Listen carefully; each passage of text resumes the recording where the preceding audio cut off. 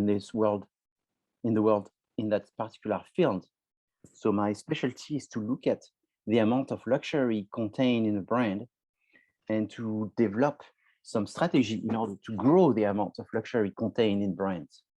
I started that in 1993, and back in 1993, there's not too many people interested in luxury. Now people are more interested in luxury because everyone has heard of the Bloomberg Index of Billionaires, and they know that one of the richest billionaires in the world has become billionaire because of selling luxury goods. He's one time Arnaud? Yes, Arnaud, exactly. So sometimes he's number one, sometimes he's number two. Right now, as of today, I think he's number three, but he just keeps changing seats with Bezos and Zuckerberg and Gates, and they just keep changing seats from one another. If you look at the top 10 richest people, they are billionaires because of something having to do with technology. An app, a search engine, online technology to distribute, all kind of things like that. He's the only one, and it's kind of scary. He's the only last one in the top 10 who's actually manufacturing something, making a thing and selling it to someone. Why do I say that? Because you can't forget the past in order to understand the present and the future.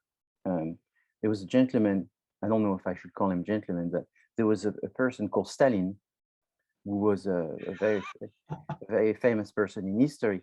And he kept talking about Hitler and explaining why Hitler ended up the way he ended up, is because he said Hitler didn't know history. So that was the interesting dialectic between the two of them, yes. Yeah. That one was, more to your point, is that one was a very much the expert dialectician of history's process, while the other was almost the process of kind of naturalist, quote unquote, evolution. But yes, that's right. So it was about, so that convergence itself was something kind of almost profound in history. But yeah, it's very profound to think about this. But now, isn't one of the billionaires, I think from Spain, and yes, for the luxury brand Zara? Yeah, so it's for Zara. He's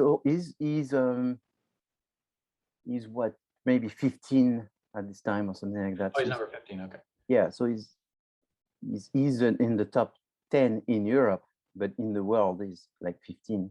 And if you look at number 10 or 11 or 12, is another person that makes luxury goods, but she specializes in makeup and this kind of things, and not everything. Right, the industrial production, though, is... Yeah, the industrial production is gone. The people are at the top who are in industrial production is pretty much gone. And it's interesting because obviously there will be a day that this may come back. And why do I say that? Is because I was talking about the metaverse. So anyone knows what's the metaverse? Zuckerberg's new plan. That's Facebook's rebranding, isn't it? Yeah, Facebook rebranding, but that's not what it is. It is and it's not. So your answer is the most correct answer. And then one thing that is interesting is actually Zuckerberg talks about it on YouTube, and the video are like 1 million viewers in a month on explaining what's the metaverse. But the metaverse, what people don't realize is it's going to be the next business revolution, like the internet was in '93 and application were in the early 2000s. So it's next biggest revolution. But what's also kind of crazy is it's likely to be even bigger than what the internet has done. It's very likely to be bigger than maybe any revolution that we've had in business, bigger than the machinery and industrialization and all this. Is probably going to be bigger than that. So now I sound like someone who is a little bit of a idealist or a dreamer or a crazy techie person. I'm not techie, I'm just following very closely to trends and changes. And sometimes I miss them. I mean, I knew about Zoom in 2015. I had a Zoom account before anyone had one. I was talking about Bitcoin and weeks after it was started. And so I've been always at the very edge, not always taking advantage of it, I guess, because Bitcoin, I barely took any advantage of it.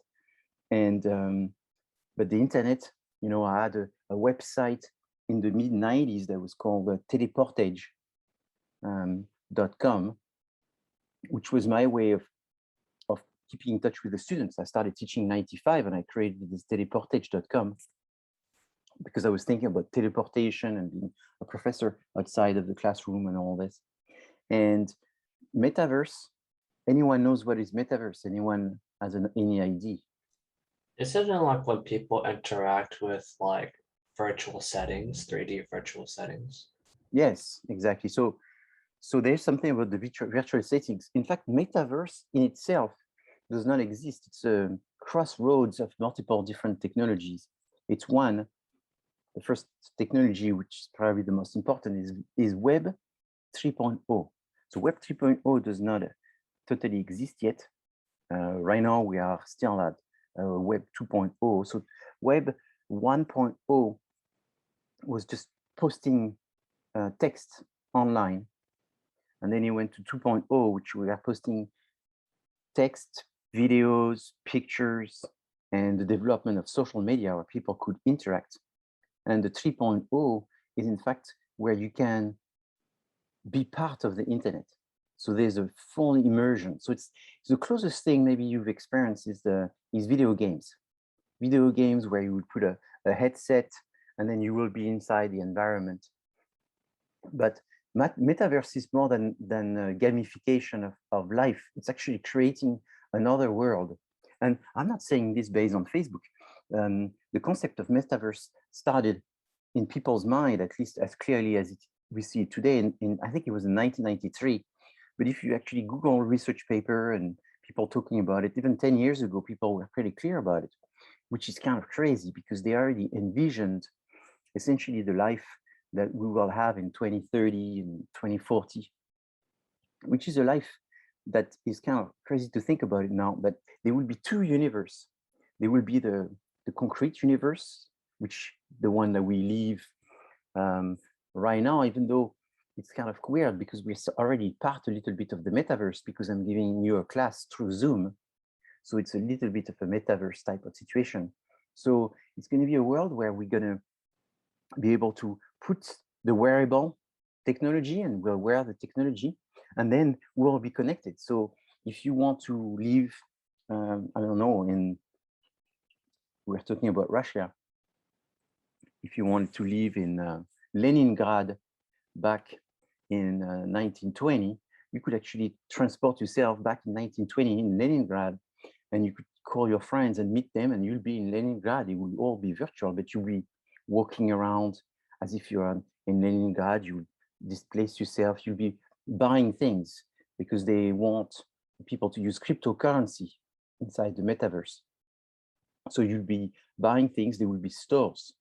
You will have bank accounts, which will be metaverse type of bank account. There will be a butcher, which is a metaverse butcher. There will be jobs inside this universe that you will be working and making money for the metaverse type of thing. So it's a new universe outside.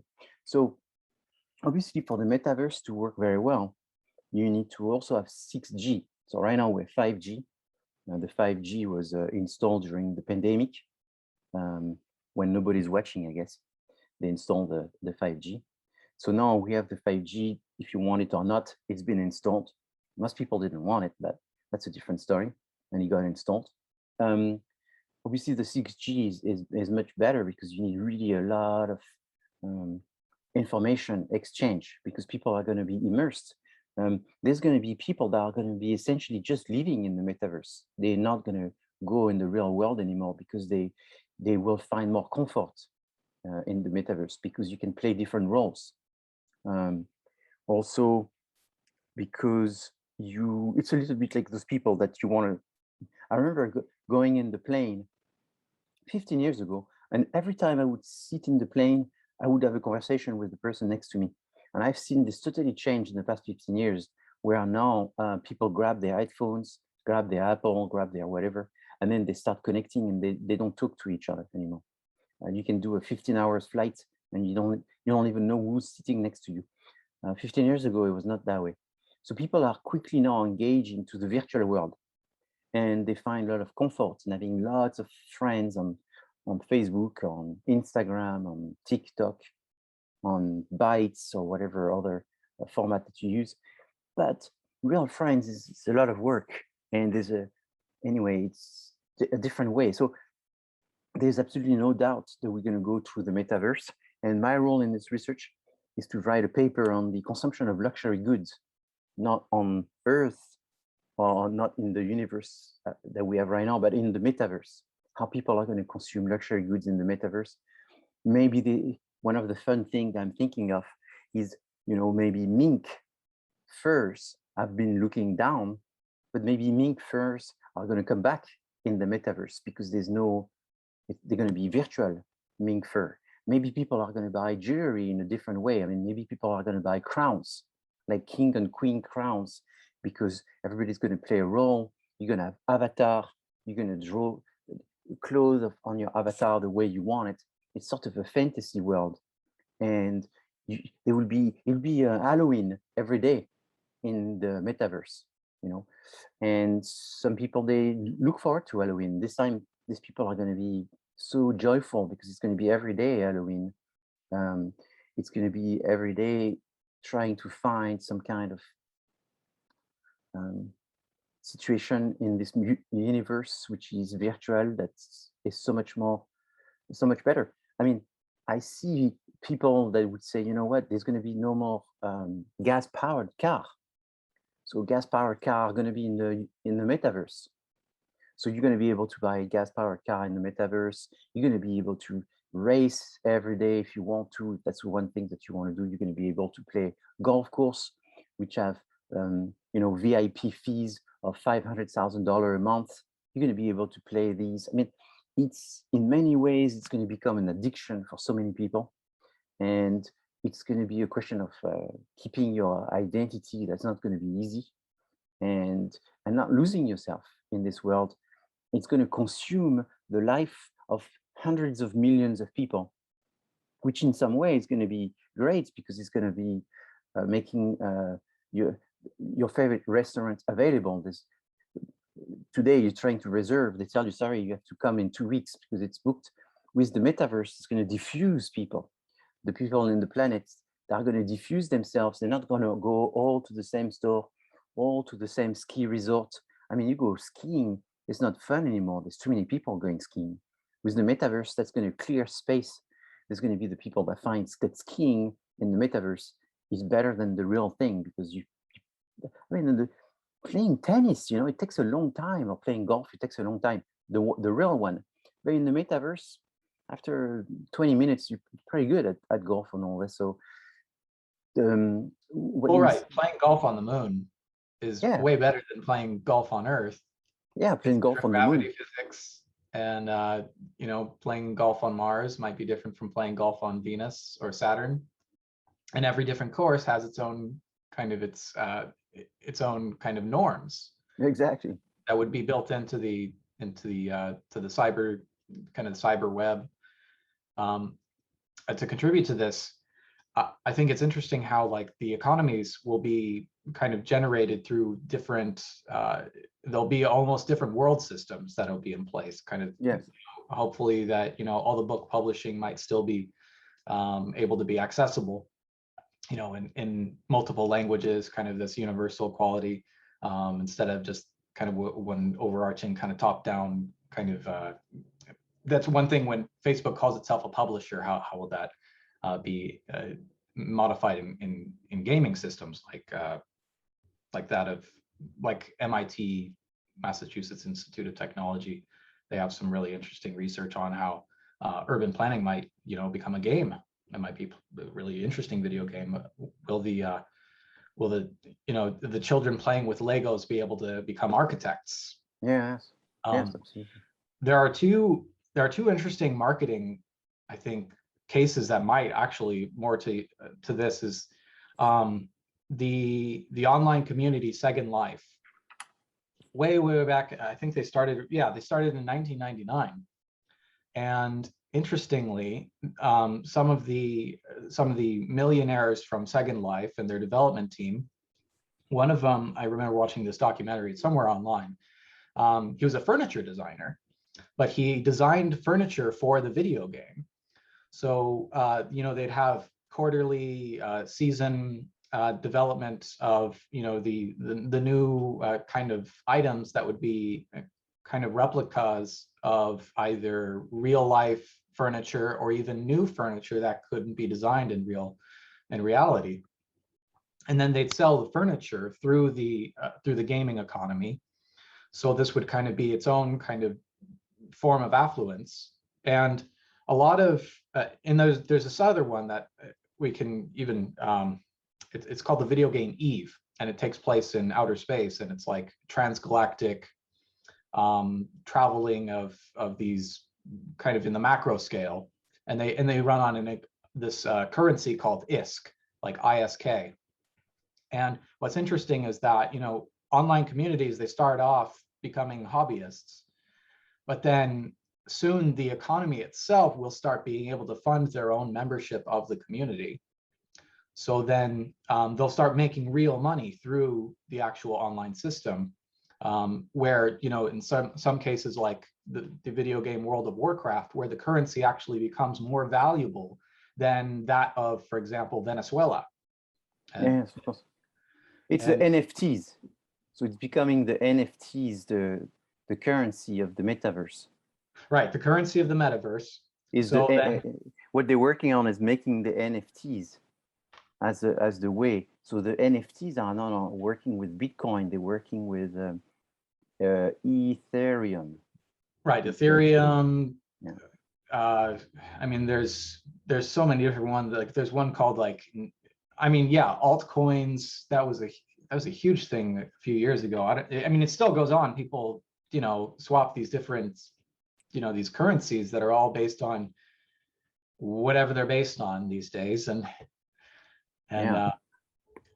that's the interesting part, because it's like, well, traveling to 1920s, St. Petersburg, and going there just for a nice stroll, and seeing the statues, seeing the architecture, kind of building new constructs, and these constructs, like in Minecraft, so much creativity that happens, and whether or not it has its own kind of value itself is going to be interesting, because there's a whole developer community, like the meta is going to be so real. It's going to be really interesting kind of seeing how that can streamline with some of these different kind of online community bases, this what is it like? There's like this Buddhist concept of like something known as being like generating tulpas, like building tulpas, these realities, constructing realities in different, cycles of spheres and worlds, and being able to travel through all those different worlds. And but yeah, it's wow. I don't know where it's going to go, but yeah, I mean, it's going to be interesting how Mark Zuckerberg sees it, because whether or not it's going to be an escape, or it's going to be like kind of a modification of our current kind of the shell of our, I don't know, of our kind of some Deus Ex Machina or something. Yeah, well, it seems that it's going to be more of a fantasy of what people's dreams are, and trying to monetize this second universe that people have, or at least it's more than seconds, because they are planning to sell immaterial things, but that you can use in the different universe that you belong. So let's say if you belong to an universe which is a different countries, you can actually keep the assets that you buy, the digital assets that you're buying across. So you buy it from one place. Let's say you buy a hat, you can use that hat in the various ages, the various countries, the various locations. And so you'll have all of this saved, and you can go back and reuse them in your various roles and all of this. And it's a little bit, there's an interesting thing I see. It's like, if you, I have a credit card that if I spend enough money, I get points. And then with the points, I get free miles. And that's kind of the thing, is that the Amex or Visa have made a negotiation between them and the airline. And it's not dollar to dollar. It's a different algorithm where X amount of dollar equals X amount of miles, and X amount of miles equals X amount of travel. And that's what's going to happen with the metaverse. Is right now there's a very intense negotiation that there is between all of the different parties that want to be part of it, in deciding what do they bring to the metaverse, and how that's going to be turned into the currency that is going to be the one that everybody shares. And so it reminds me of my son. My son has a video game where he buys and sells classic cars. And so he goes in these video games, buy and sell those classic cars, but he has to race. And then if he races and he wins some race, he makes some money. And then this money he buys and sells classic cars. And then he makes money between how much he bought the classic car and how much he sold the classic car. And then he can buy more classic car. The point that I want to make is that already, I mean, I'm a car collector. For me, this is a dream come true. It's almost like drug. If I start playing that game, I don't sleep anymore. That's all I want to do anyway. So there's an element of addiction, but then there's another element.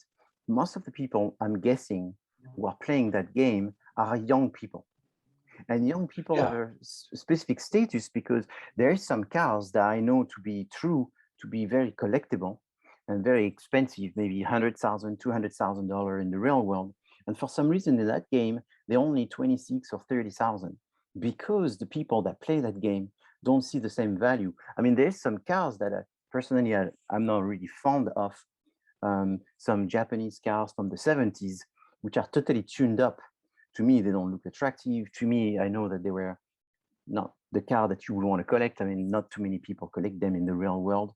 But for some reason, in that game, they cost a fortune because I believe of the density of the similar group of people who play that game. They all decided that this is what they buy and sell. So the value of those specific cars are huge. So in that video game, there's hundreds of thousands of players. Those collector cars are worth a lot. And some that are, I believe, much more valuable are not that valuable because of who's buying them. So you can imagine that in the metaverse, it's going to be the same phenomenon, that there will be things that we don't think are that valuable, but they will be in the metaverse, and the opposite. So brands and companies that are creating products that they're going to sell through NFTs are going to sometimes sell them for too cheap or sometimes for too expensive, depending on who they're selling it and the value that they have in that crazy virtual universe where you're buying and you're doing things with blockchain and using blockchain for the authenticity and the traceability of who was the first buyer, the second buyer, what was the exchange that they had. So for some reason, there's an element of transparency where you can actually track down all the virtual digital assets. But on the other hand, it's all going to be just digital. So I don't know you, but I've started taking digital pictures in the 90s. And when I take those pictures now, if I take a picture from 97, to me, it looks like it's pixelated because in 97, I had a 3 MB camera, which was like the best you could get back then, made by Sony, which is a brand that nobody even knows if it still exists. Back then, it was the best this was the Apple back then, right? So the Apple, I mean, so, the PS4 and the PS5 now. Yeah. But what I'm saying is, for photography, for all this, they were the best digital you could buy. So things change. So it's possible that whatever people buy, there's a lot of money in the metaverse today, may be worth less. They may forget their password. They may lose codes and this and that. And so it'll be interesting to see all the variations, all of this is going to happen. Hey, Professor. Yes. So the metaverse sounds like a great idea. I mean, to me, it's evident that it works like as an escape, right? For people just to do things that they could never believe they could do before. They could be who they want to be, try new things. But don't you see any like negative health implications that can arise from it? Oh, yes, that's what I'm saying. Some people are going to. So, because you said it yourself, like addiction, right? Like the card game that you were mentioning. Oh, they will be. I thought this was interesting also, like because there's the modding community. toddlers use phones, right? Like nonstop. That Yes. parents even have to take them away. Yes. So if you apply that same concept to the metaverse, like what's going to stop kids from just using it? Well, it's what's the limitation? well, And then that's even adults too. Until they get like access to a rootkit or something, like they'll just get to the source code and then I don't know, maybe we'll all like take our helmets off and then all the electrical signals will go through our brain waves and then we'll see through the matrix.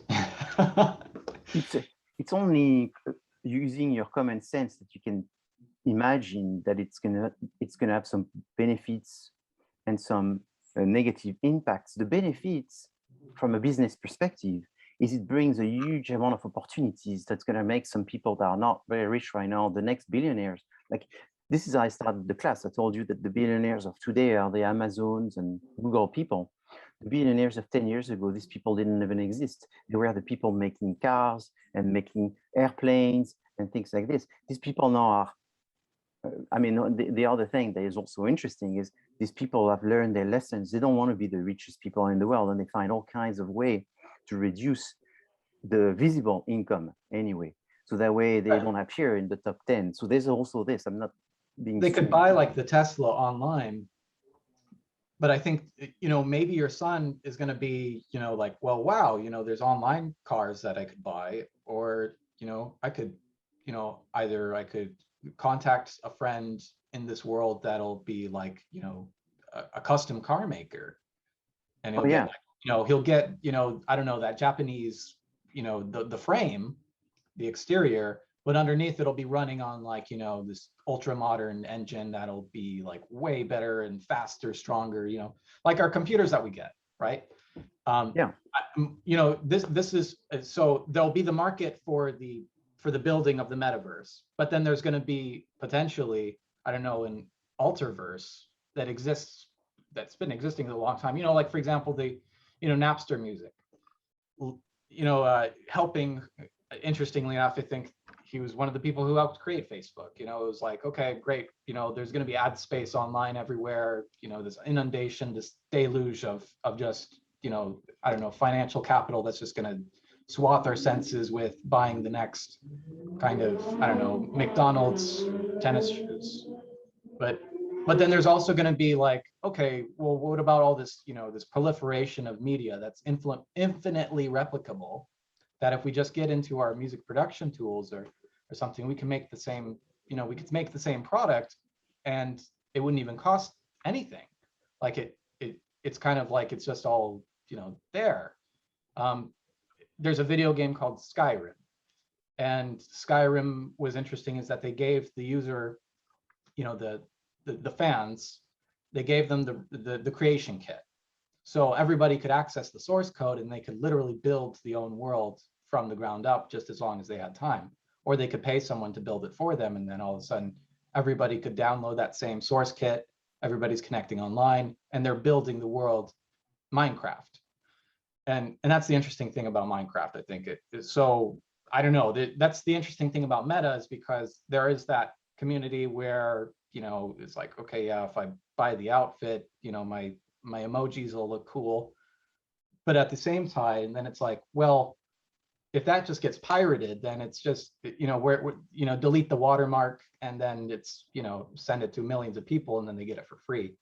And then instead people just become modders or admins, and then they just build their own thing, and then China just picks up the same source code, because the engineers over there, they can build the exact same thing. Like, I don't know, in Call of Duty, they literally built the Call of Duty video game just in Chinese, but and it was really good. I mean, it was even better because then they had like everything custom made and everything. And I don't know, Huawei phones, it's like the iPhone but better.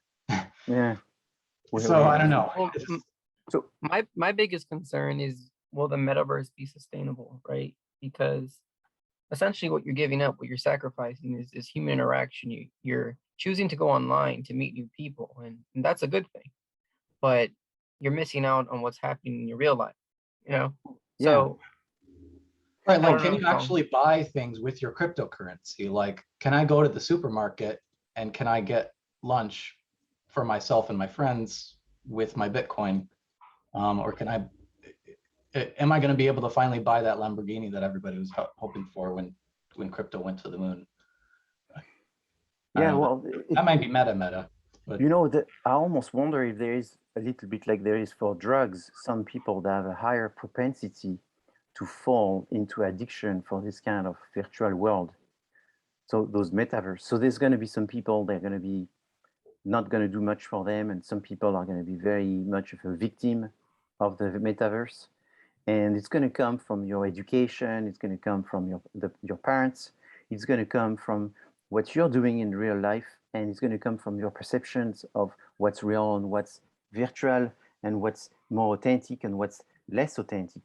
So yes, the worry I have is I think there's a large proportion of people that will fall into consuming at least a significant part of their life in that. And then they may find that it's very difficult to go back to the real life.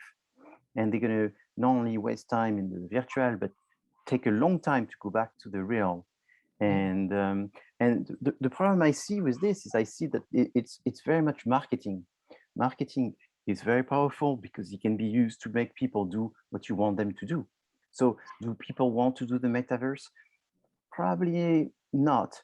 But do the people who have the power want people to do the metaverse? Probably yes. And so if you all know what's going on is you don't want to be in the metaverse, well, at least you want to be treating it as an escape, just as an escape. And it can be a very efficient escape. Let's say, for example, I like golf.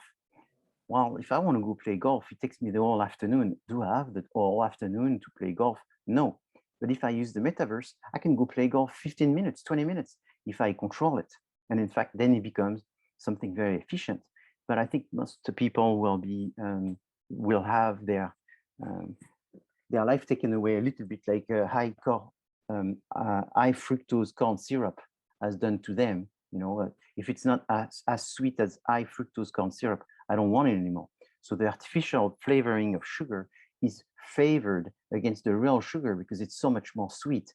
And so I think that's what metaverse is going to be. It's going to be so much more sweet that a lot of people are going to fall for it, not realizing that it's sweet but fake sweet, and therefore you are being taken advantage of, I think. The other issue is you talked about sustainability. So there's a sustainability which is not just the sustainability of people not getting sick and all that. There's also the environmental sustainability. The metaverse is using huge amount of energies, and as you know, that was what this weekend they just finished the Glasgow COP26, which was actually looking at the future of the environment and saving the environment and so forth. Sometimes I wonder. So if you actually look at blockchain and if you look at cryptocurrency, it's actually using a lot of energy in order to produce these. And then if you multiply this by the metaverse, you will find that we're going to have to go back to nuclear plants power, and everybody's going to have several of those nuclear plants if we want to be actually giving enough energy to propel the entire world to go into using metaverse, because the computers use so much energy in order to keep all of this going and to have all of this coding and programmation and all that. So in terms of, is it better for the universe in terms of sustainability, environment, and social and all that? Probably not. But that's why we live in a world where there's a lot of hypocrisy. And the hypocrisy is always to make something shiny, more shinier, and get people's eyeball to look at it, and then use some arguments as if it's more better and more new and more modern than people if they believe it. It's called business. Business is about making money. There's a few videos that I want to take the time to show you today, because I think we don't talk enough about money when we talk about business. And if I have to ask you a question, if I ask you 100 questions, business questions, which answer is the most common? The answer is money, dollars. And because business is about money, and I'm not saying about profits, that's something else, but it's about making money, it's about growing. And so it's very important to have an idea of the value of things. How much does this cost? How much does this cost? That's one thing is very important. Another thing that is very important is to have friends in business, because business is about who you know. And always people tell you that, but that's the truth, is your network. So you need to have connections. There's one thing that I asked you a month and a half ago, is to send me names of businesses that you know. There's 163 people in this class. I should have had 163 people sending me names. I give you 1% for half a percent, sorry, for each person that you give me. And so it should not be difficult to ask a business student to give me a business name, because that's what you're in, is in business. So I urge you to start developing some network and connection. I mean, do you belong to a group? Are you part of the Latino Business Association or something? If you're not, you want to be. You want to be part of a group like this. You want to be part of the American Marketing Association, if you're in marketing, management, if you're in management, because network in business is number one. Network is number one. Probably money is number two. Power is number three, but you have to have this. So it's not possible that someone asks you, do you know business, and you don't know any. It's going to make things much harder for you. You want to be someone that connects. I mean, you connect because of LinkedIn, you connect because of Facebook, you connect because you're very sociable and you meet a lot of people. You connect because you go in the metaverse and you use it to connect with more people. Maybe that's great. But being in business, that means you connect with people, and that is very important. Anyone wants to add something before I move on to another subject? No, Professor, Yes. but that was amazing. You just said right. Oh no, I just found what you said was like awesome. Oh, thank you very much. Yeah. So yeah, there's the thing which are in the textbook, and there's some other things that I feel like it's important because of my experience to share with you. And as I say, I'm supposedly one of the leader in the world. Sometimes I don't. This is a little joke. Don't take it the wrong way, but sometimes I don't tell people that I'm the highest one ranked in the world. I tell them I'm the highest one ranked in America, because sometimes, because I say it's in the world, people think it's less, and if you say it's in America, they think it's more. So it doesn't matter. The idea is I have this knowledge which is beside the textbook, and I want to sort of give you my own take at it. I saw Trevor a long time ago had his hand up, and he came back. I'm glad you came back, Trevor. What do you want to say? Oh, it's okay. I was just gonna say, I know the metaverse is specific to Facebook, but metas are like kind of a byproduct of things that exist, like chess and stuff. It even has its own metas too, where people, they learn from each other. I mean, chess has been around for ages, but they're still making new strategies and stuff for it. It's kind of crazy, just how how everything spreads between people now, especially with everything being online. Yes, exactly. And people associate it with Facebook because they've changed their name to Meta. And the reason I believe Facebook is doing this is because it's the largest number of people that are in a community, the biggest community in the world, number one. And number two is there's a lot of exchange that are going to be made between all of these people that are going to join the Meta. And you need super powerful servers and computers to manage that. And therefore, who's going to be managing these big businesses? And Facebook is already a big business, so they want to be in the middle, to be the register of all of this exchange. That's the one thing that they want to do, be the register. Another thing that Facebook is probably trying to do in being in the middle of this picture is they want to take over beyond what the government can take over. Eventually, the government, a little bit like you saw it with Bitcoin and the cryptocurrency, they let people do it until they could see that people were getting rich too fast. And eventually the government jumped and say, hey, where is the taxes? Where is the control of this? Yeah. So they started doing that. Metaverse is going to be the same. It's going to be controlled by businesses. It's going to be controlled by people. And it's going to serve these people first. Eventually, the government will do the same thing, will come inside and try to regulate. But if Facebook is fast enough, Facebook will put themselves as the world government. There's not such a thing as a world government. They always try to create a world government, but it doesn't work too well. Obviously, America has a big role. But if you have the metaverse, it's much easier. So you have this other universe, you have this virtual universe where people can join in and spend the entire day if they want to and never come out. And then you could become the government of that universe, and that Facebook is trying to do before anyone does it. Well, that is interesting also, because kind of where this causes me to recall this this interview with Yanis Varoufakis, and he was in conversation with like Slavoj Zizek, and they talk about, well, like Facebook and Google privatizing the medical care system, and how in order to perpetuate this amount of energy influx, I don't know, there's not going to be any socialized healthcare anymore. So as much as we want to live the Stalinist fantasy, there's going to be some trade-offs that'll probably exist. What's interesting though is that also because, okay, so we're now, yes, we're looking far into the market, kind of seeing all these new opportunities and kind of strategies, tactics, kind of opportunities, threats that it might exist also, whether or not it'll be a threat for, you know, depending on our industry of specialization in our businesses. So in the medical care field, this will provide a lot of opportunities, and, you know, I don't know, energy sustainability is still kind of in, like flying over Los Angeles and flying over to the Midwest, you know, seeing these giant solar field power plants that are being constructed, but also require constant maintenance.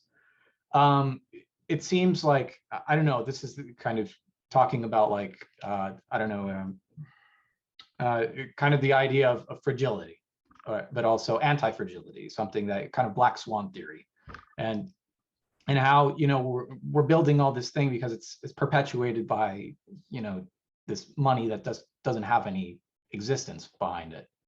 I don't know, where does that go? Where does that really, like, is it going to lead to anything actually beneficial at the end times?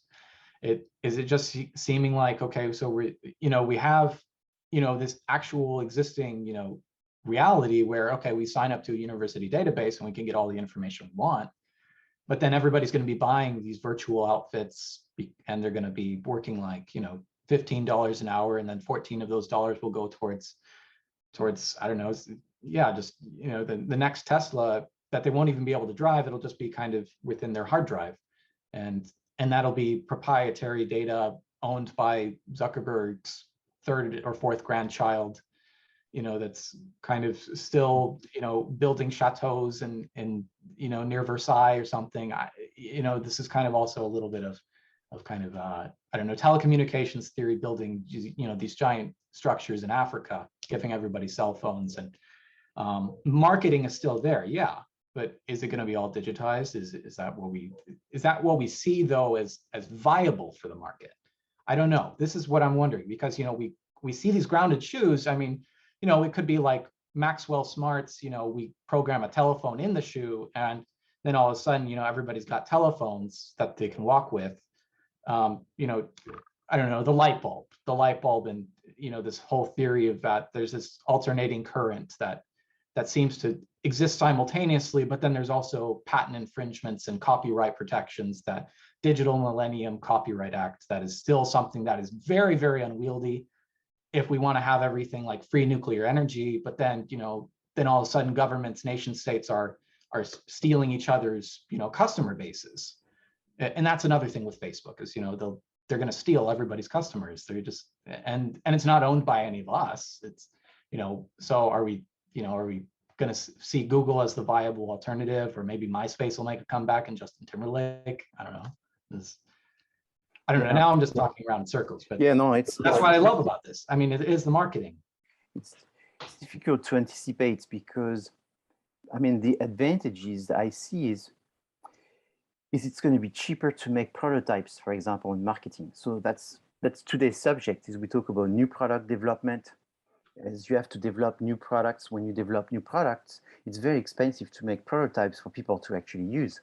So the metaverse will be wonderful, because you'll be able to make prototypes that work in a virtual world. So it's like 10 times simpler than in the real world to make them work in the virtual world. You'll see people, how they use it, how they react with it, and then you may decide to then produce them as a real product, which requires much more work, but then you've tested it to the best way you can as an experimentation through a virtual world. Then you could also create this product, just leave it in virtual. You could create just in the real world, or create some real world that you also create virtual. So there's some very fun, honest marketing proposition, which is about testing things and all that. But there's also the risk that this virtual world generates so much competition for the smaller businesses that eventually only the businesses lives inside the metaverse. What I'm trying to say is, remember Facebook, or remember Instagram at the beginning? Everyone could join. It was easy to have followers. You could build your community very fast because it was equal. Eventually, and I remember telling this to my students in 2011 and 2012, I was telling them, we were in the classroom, I was saying, you know, half of the class is going to work in social media. Believe it or not, but when in 2011 or 2012, I was telling that to students, I had to explain what was social media. People were not that much in social media in 2011, 2012. So I explained social media is you interact, the fun things and the cool thing is they're real people and all this. But I said, but there will be a time, there will be not too many real people, as much real people. It will be you in the classroom that are going to be employed by those big companies to pretend to be John, Paul, Jennifer, Christy, and so forth. And then manipulate the social media in order to create those different personalities and avatars in order to play for your employer to have all of this information and create content and all that. The students were looking at me and saying, this professor is crazy. How does he think about all this stuff? Obviously, now, this is 10 years after you, as my current students, you know that either I'm making it up now because I know what happened, or I was really crazy back then to think about all of this. I guess I was, but it happened that way. So the social media became tainted because it was not owned by people anymore. It was owned by big businesses and they controlled it. With the metaverse, what I'm afraid is because it's so big and it's being planned right now. And as you can see, Facebook is not just a guy in a dorm inside a university. No, they're planning it, they're organizing it, and they're not organizing it for the individual or the small businesses.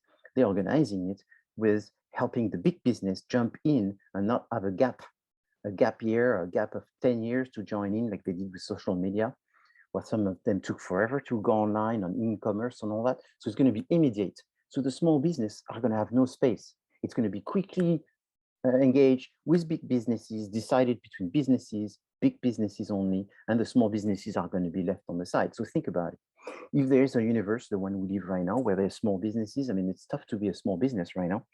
And then if there's a universe, another universe that's created, which is essentially controlled by the big businesses from the get-go, what's going to happen in that universe? So there's going to be two universes, one where the small businesses are having a hard time, another one where there was no space for the small businesses from the get-go. That's going to be really tough. Now, why do I care for small businesses? Well, 95% of the people work for small businesses right now. So if these are the ones that disappear, what are we going to do? We're going to have either to not work, and I don't know how we survive, or we're going to have to find a way to work with big businesses. But if you work with big businesses, it's people's essential power that goes away, because all the power are getting more concentrated. And if they get more concentrated, it's a bad cycle because you have less power, they have more power, they have less power, they have more power. So I think the metaverse is going to be a good opportunity for big businesses to become even bigger. And it's going to be an opportunity to reduce the number of competitors that come from small businesses. Now, is there always a way to go out of that? Usually there's one. I mean, the universe is made that way, and there will be some smart people that are small businesses that would find a way of coming with an amazing product that's going to, everybody's going to jump on. The celebrities will jump on, and then everyone will jump on it, and then they will be bought by a big business because they don't want them to go further. Yes, it's going to be this. So you just have to sort of prepare for it, and you want to sort of anticipate. Technology is changing. This metaverse is coming. There's no way out. It's totally organized for this to happen now by a very large corporation. So it's going to happen. So that's why, since I'm supposedly a leader for the luxury brands, I'm embracing the education information on this. I'm trying to find what I anticipate to be the future of Louis Vuitton, Hermes, and everybody else within that metaverse. Very interesting. So I was excited to talk about this with you. I'm sorry to interrupt, Yeah. but I agree with you. This is one of the things that's going to be happening in the next 10 years. Though, to the benefit, I forgot the car company, but a luxury car manufacturer, the engineer was working for one company, and then after a few years working for that company, then he decided to start his own other luxury car company. Yes. And that luxury car company became just as successful. So then instead of just having one luxury car that everybody is forced to choose from, they have more than one luxury car, and then they have options. And I don't know, similarly enough with a lot of Google computer programmers, they're incentivized to stay in the company, but once they reach a certain point in their career, they go on to start maybe, I don't know, this cool new app and I think it was, I want to say Porsche or Lamborghini. I don't know, this is. Yeah, there's a new brand of car called Lucid. Like Alfa Romeo or something. ID. So the new brand of luxury car that's going to come in next few weeks is called LUCID, Lucid. And essentially it looks like a Tesla. So it's another electric Tesla by someone else. So things are, so there's a lot of change. We're living in a sort of a very anxious time because of the amount of things that are being prepared. I think all of these things were sort of preparing themselves, but because of the slowdown and the confinement and the pandemic and all this, a lot of all of this has been sort of pushed forward even faster. Or fiat, yeah. Fiat. It's all fiat. This whole thing could fail though. Like that's the thing. Like I don't know if it's really worth worrying that much about. It's something to be aware of, but Facebook's kind of tone deaf a lot, and a lot of people have a lot of animosity towards them. And if they're excluding a lot of people from operating on their platform, I think it's a good chance that it would fail because of that. Yeah. Well, the thing is the metaverse is not going to be just on Facebook platform. The metaverse is organized by lots of businesses that are taking advantage of the technological change in order to join in the platform. So what Facebook is trying to do is to not miss the opportunity to be part of it. It's almost like what Walmart should have done when in 1998 and not let Amazon become essentially the online Walmart. That's what Visa should have done in 2005 and not let PayPal become what it became. So I think what Facebook is doing right now is they learn from these and they don't want to be Visa and let the PayPal go by. So they are jumping in before it goes too far in order to show that this is the direction that things are taking and they want to be joining. There's always a chance that nothing happens, but there's more of a chance that it happens, and it's not going to happen because of me, my generation. It may not even happen because of you. It's the people that are like 8, 10 years old right now. They are the one that totally embrace that because of their relationship with technology that is a totally different. This Z generation, there is totally different generation embracing technology in a way as if that's all that matters. So I sort of want to move on back to the subject, but I think this is obviously a subject that is so in the center of what business is going to become that I wanted to address it a little bit, and I didn't expect that you would be so interested to discuss it, but I guess that makes sense. So I want to go back to the P's, the 4 P's. And so even though I talked about the future and things that were very high technological and almost like a Star Wars type of thinking, I don't think the 4 P's are going to disappear. That's sort of the bread and butter, of a business. So it's important to learn them. And the first P that I was discussing is the P of product, which is called the product mix. And the product mix is made of several components. The product mix is not just about the word product. The product is a generic term that means goods, services, organization, ideas, and people. The one that is most complicated within all the different elements of what's the product is services. Why is services? Because services have several characteristics that makes it different than the other one. So it's intangible, variable, inseparable, and perishable. So I already commented on this, so I'll go fast. Then the next thing I talked about is the different layers, like the onion that the product is made of, from the core elements that you're buying, the actual characteristics that you're buying, and then the augmented product characteristics. And then I talked about the different type of products, from the convenience, shopping, specialty, and unsought. And I spend more time on unsought because it's the one that you can't think of because there's multiple reasons, but one of them may be that you just don't know about it. Then we discussed the product mix decision making based on the different product line with the depth, the width, and the length. And that's where pretty much I was. Now I want to discuss something that's important, which is the packaging. People buy with their eyes, and so they buy with what they can see. For example, in my industry of the beverage industry, when a bottle is taller, usually people prefer it.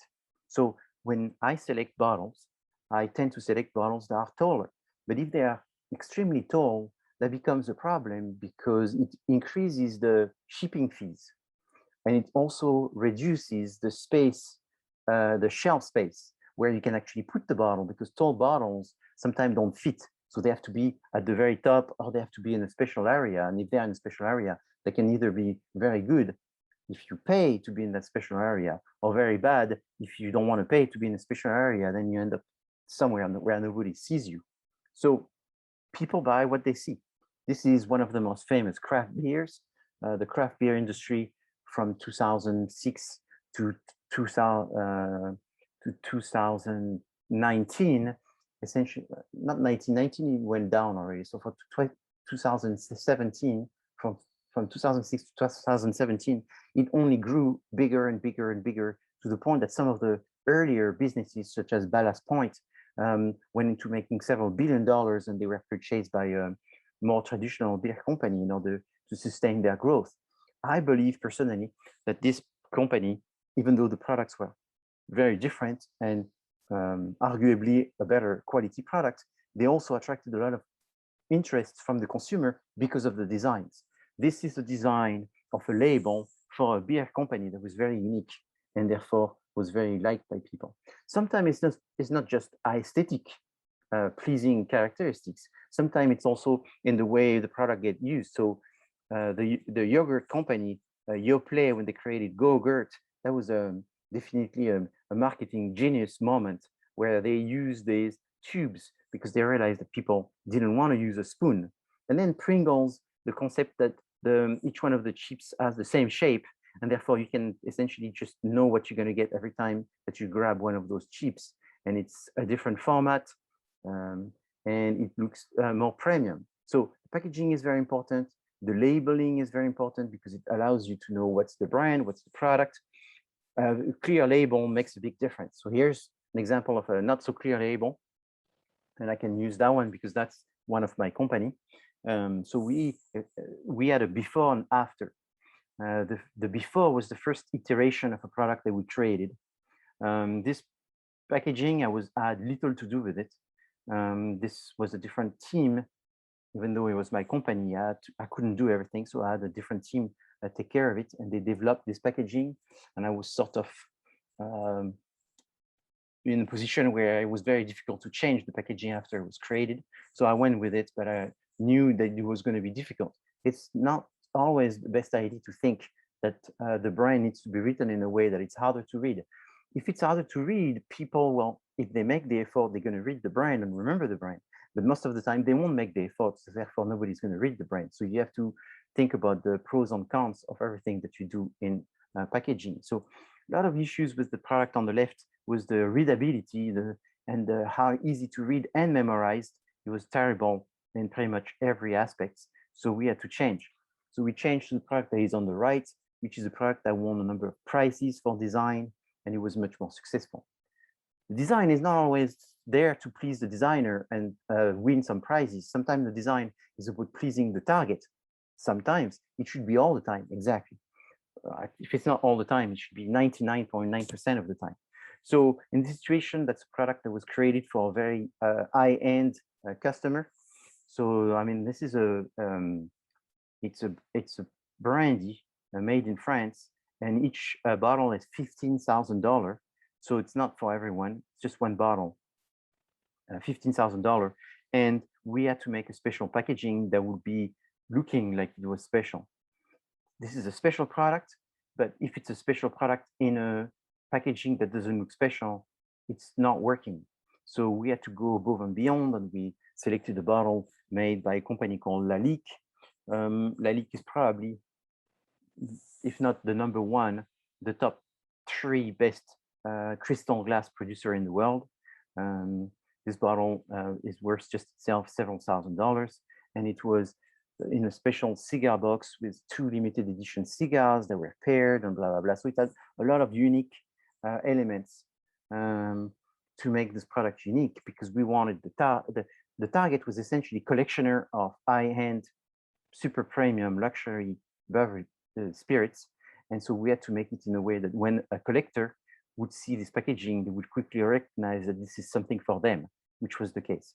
So high looks is important for who's buying it. That's what you need to remember. It seems pretty common sense, but it's very common to see that people don't use their common sense in order to make decisions, because there's a lot of examples where they made that mistake. So how important is the look? Here's essentially something that looks like a Mercedes, but if you actually look at all the pictures, not all the pictures actually show a Mercedes. So sometimes you have things which are being copied, and they're copying some certain characteristics because they're trying to look like something else. Here's a Range Rover on one side, and the other side looks like what is a Evoque, but it's not. Here's the same thing for a Porsche Cayenne. On one side is a Porsche Cayenne, on the other side is something else.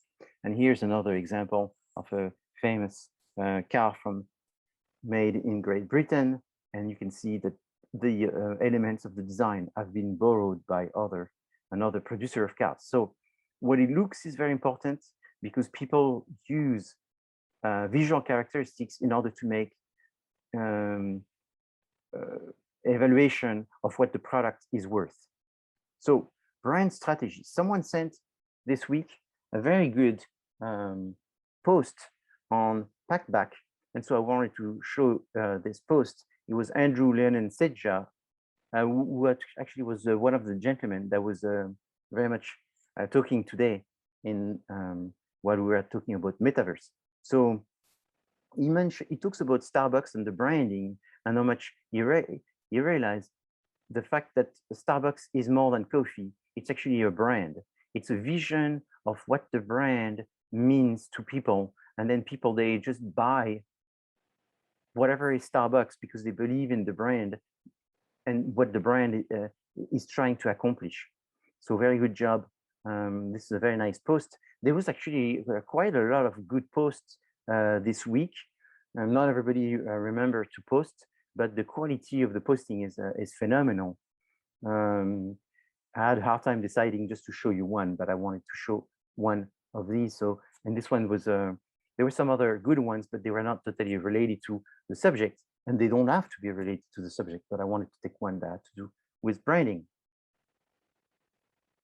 So brands are everywhere. Brands are important. Why is that?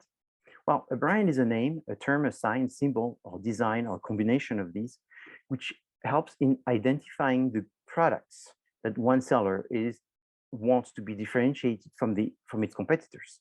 So it helps everyone to identify who is the producer and help with expectations, because it's a brand, it's higher quality. People think if it's branded, it's higher quality, which is most likely to be true, not all the time, but in many cases.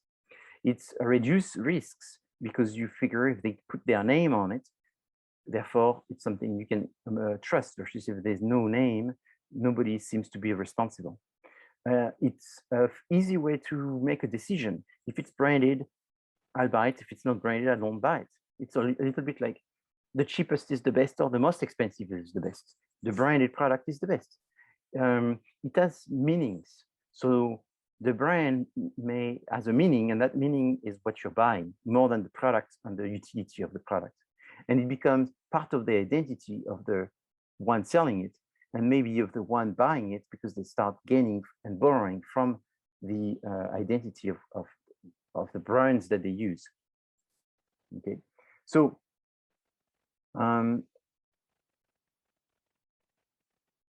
brand is important because it helps with memory.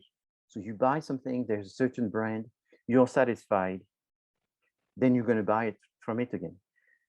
You're not satisfied, maybe you don't buy it from it, but you still remember the brand. So the brand impact is people are more likely to buy brands that they know, even a little bit. Familiarity is from the memorization of the brand name. And if you have a brand, is then you can gain from not just paying for advertising, but just that brand can be exposed and people can see it. Brands have meanings. Volvo, I'm just using the word safety, BMW, driving, Mercedes, engineering. So the idea is that brands have multiple facets that allow the brand to create new products, to launch new products, to launch products that are very similar or totally different, because it allows for extension. There's connection between brands and maybe the where it's produced. There's connection between brands that you can buy in certain areas, online versus in retail store or certain retail store and so forth. There is connection between the people, the individual people, spokesperson, endorsers. There is the connection with the different characteristics of the brand that you can memorize. Maybe one brand has a characteristic of being the fastest, another one is to be sustainable. These characteristics and the association with the brand help people making decisions. So a brand needs to have some meaning. A brand needs to mean something. If it's just a brand, it's not good. If there's no emotional attachment, it's not good either. It's a brand that you can use for one product and you can also use to another product. Brands that are better are the ones that can adapt to more different products. So, so Rolls-Royce make cars. Could Rolls-Royce make motorcycles? I suppose. Could Rolls-Royce makes chewing gum? Probably not. So there's a level of adaptation, and every brand, there's not very strong rule of thumb with this. It's every brand is a little different because there's so many facets. But essentially, the brand helps people memorialize and remember it for telling others, or when they also want to buy something, they just try to remember which brand were they trying to buy. So what's the value of a brand? The value of a brand, this could be just a class in itself, so I'm going to try to go very quick. The value of the easiest way to define the value of a brand is based on the sales from this brand. So the value of a brand goes up and down depending on how much this brand is selling. The more the brand is selling, the higher the value. The less the brand is selling, the lower the value. So if you have a brand that's been selling a lot for 10 years, and now it's been 10 years, it's selling less, you should never be able to sell it the price that you would have sold it when it was selling more and more and more. So the best time to sell a brand is when the brand is making a lot of sales. Yes, but there's other costs associated with the brand. There's the time the brand has existed, because people don't live more than 100 years. So there's a value in terms of the age of the brand. A little bit. We see how much the brand sells is more important than the age of a brand, but the age has a little bit. The value is in terms of the story, the history of the brand. So the meanings that it has. Different meanings will have different value. Then there's some regulation. Sometimes it takes a long time to get a brand accepted within a certain industry. And therefore, that's based on that industry, there is a value of a brand that exists, that has been registered, that has been recorded by maybe regulation or the government. So all of these have an impact on the value of a brand. And it's sort of a complicated matter to value brands. If you ask an accountant, it's very simple. It's how much does it sell? And it's essentially just the financial assets. But there's more than the financial. There's also the brain assets. How many people know the brand versus it could be a brand that a lot of people know, but that doesn't sell that much. And that's sort of what some investors have been doing since the change within the environment for distribution. You have some brands that have disappeared. Radio Shack, for example. Most people know Radio Shack, yet Radio Shack went bankrupt because they had a retail system that disappeared. So some investor bought Radio Shack, and they bought Radio Shack, I suppose, for a few $1,000s. If they had tried to buy Radio Shack when Radio Shack had thousands of stores, it would have cost billions of dollars. Radio Shack goes bankrupt, all the store closes. Now you can buy Radio Shack, I don't know, for $30,000. You buy Radio Shack, $30,000, you open a website that you call radioshack.com, and then you start selling on Radio Shack. Much better than if you created a new domain name. People know this brand. They may not even know that it's closed, and they still trust it. So this is an element that is very difficult to measure because it's very subjective. But when you're trying to buy a brand or when you're trying to sell a brand, you need to be aware of this. There are a lot of brands that we know. So I take one, Kraft. You know Kraft, but you don't buy that much Kraft product. You buy Oreo cookie, you buy Cadbury, you buy Jello, you buy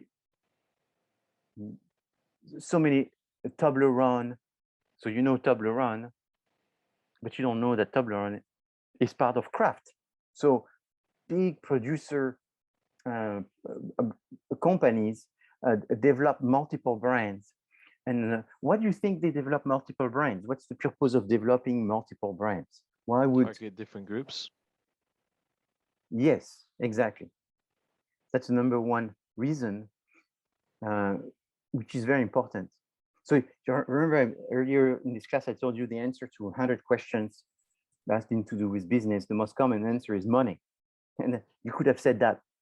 That's like the safe answer.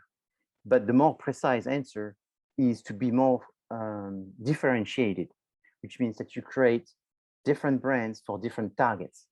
If you create one brand and expect that one brand to work the same for many different customers, you will discover it doesn't work that way.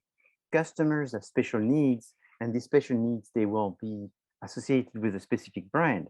So is it possible even to create different brands, but they're exactly the same product? It's possible.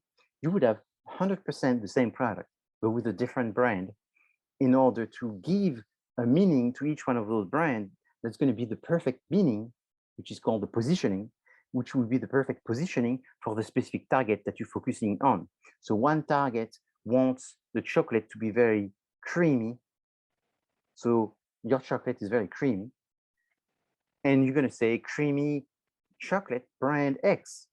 And the people that are looking for creamy, they would see, oh, creamy, they will taste it and say, oh, it's very creamy.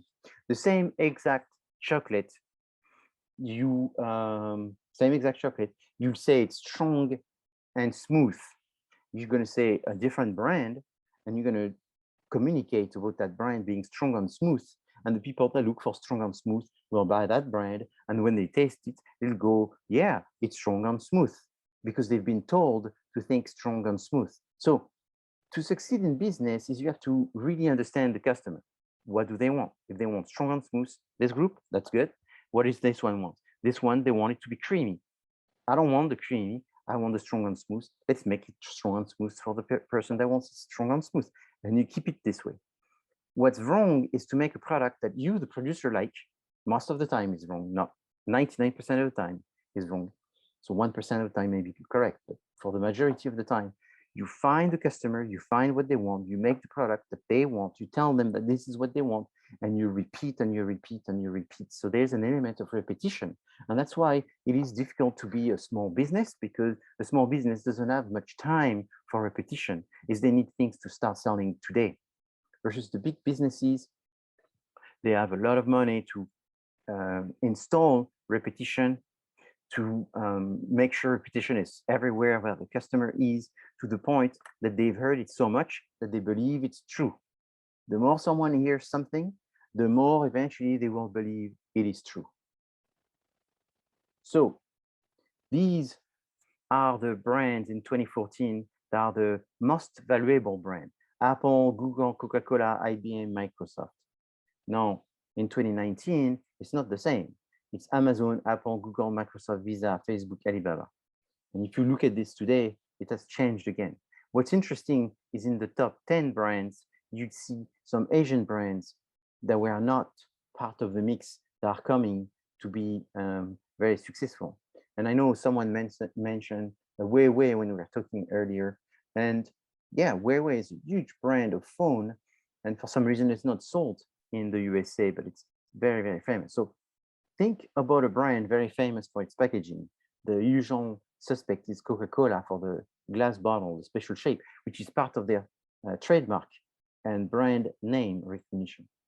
Think about a product very famous, which has a disruptive strategic brand element, let's say Häagen-Dazs.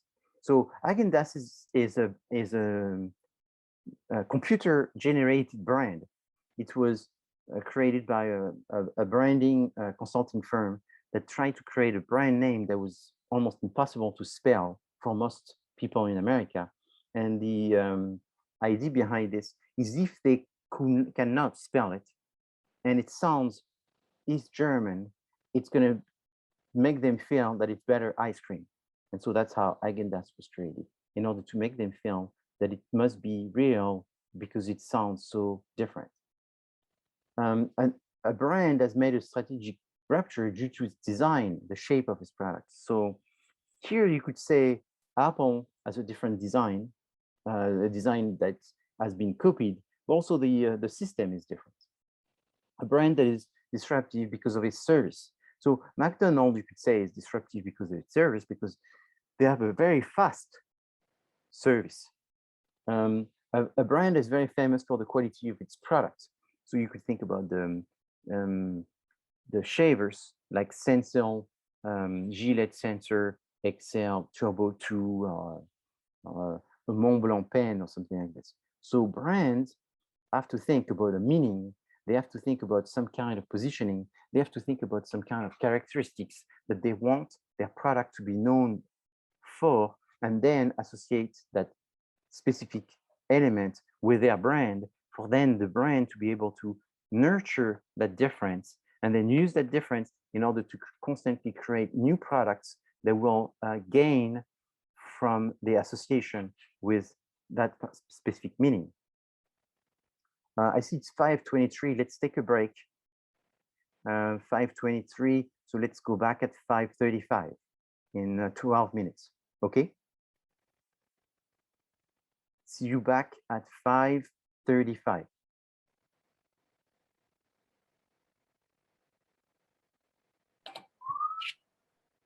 Professor, Yes. I think there's a movie that you would enjoy watching for purposes of like research. Okay. Have you ever seen Ready Player One? Wait. Ready Player One? Yeah. No. Kind of the same concept of the metaverse. When was it? Do you remember? When was it made? I can look. Don't worry. If it's like a ballpark. Was it 10 years ago or 20 years? I don't know. 5 years ago. It was 3 like years ago. 3 years ago. Yeah, 3 years ago, 2018. 2008. Okay. I will check on that. Thank you. Yeah, Ready Player One. Ready Player One. Yeah, I'm trying to learn about all of this. Trying to learn so I can write a paper. Nice. Yeah. So brand equity is a very important concept in business. It's a multi-dimensional concept. So the simplest definition of brand equity can be as simple as saying that brand equity is the difference between a branded good and a non-branded good. This is very simple. So a bottle of milk is a non-branded product, and Dairy Queen milk is a branded bottle of milk. One has brand equity and the other one has none. So if you don't have a brand, you don't have brand equity. Now, more complicated than this is looking at the multi-dimensions that includes for brand equity. So there's 4 main dimensions, and they are incremental, going from the basic to the top of the pyramid.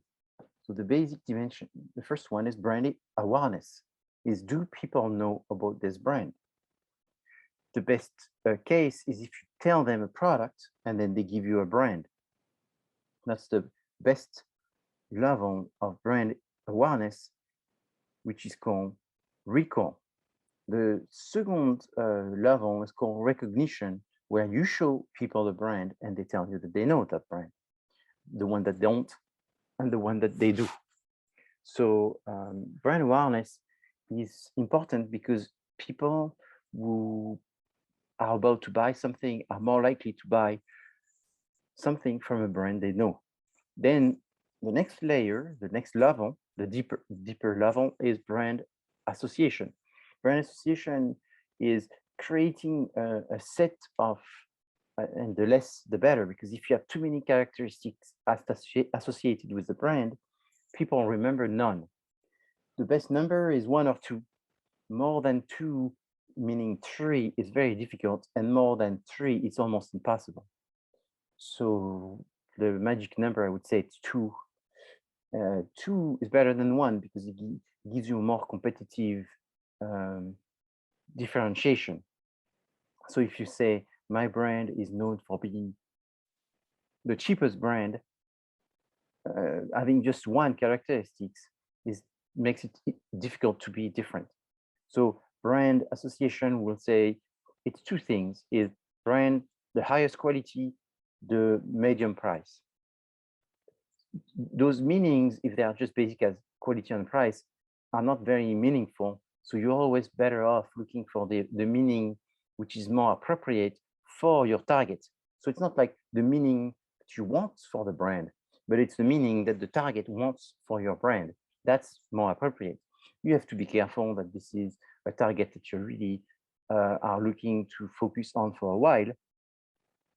Because if you take the meaning for a target that's constantly changing, the problem is it takes a long time for a meaning to be established, and therefore you can't change it all the time. Otherwise, you don't have time to get enough repetition and enough memorialization for people to create brand associations. Brand quality is a spectrum from low quality to high quality, and each brand, as people are aware of it and can make association, then they can relate it on the spectrum from more quality and less quality. And each brand is somewhere in between. And then the highest level is called brand loyalty. So brand loyalty are the number of people that buy and continuously buy. Not only they buy themselves, but they recommend to others to buy from this brand. What are the biggest advantage is that brands that have a high brand loyalty can make mistakes. It's not like you want to make mistakes, but when there is a mistake, which you always try to avoid, it's not, you're not as blamed because these people trust you and they realize that you can make mistakes. It's not voluntary. Then the next thing is the possibility to launch new products. Because you have brand loyalty, the people that follow you and like you are able to buy more from you and keep buying from you, and you can create new products, and therefore these people will buy the new products. So it's an advantage because you'll have a minimum amount of sales being generated for new product being sold. That's always the problem. You create a new product, most of the time, more chances that you fail. But if you have brand loyalty, that minimize the chances that you fail. It doesn't cancel it, it just minimizes it. But then further down in being less obvious is the next one, which is it reduces the cost of getting business with the trade. So what does that mean? Reducing cost trade leverage is every time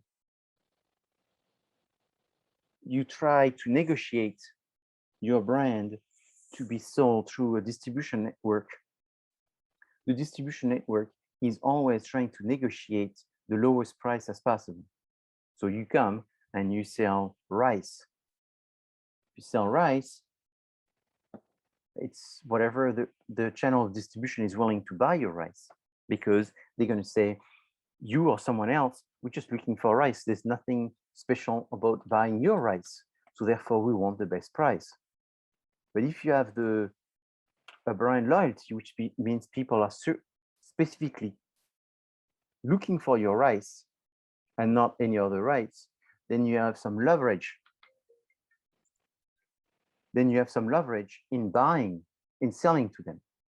People are going to go and make an effort to Google and search that brand of rice.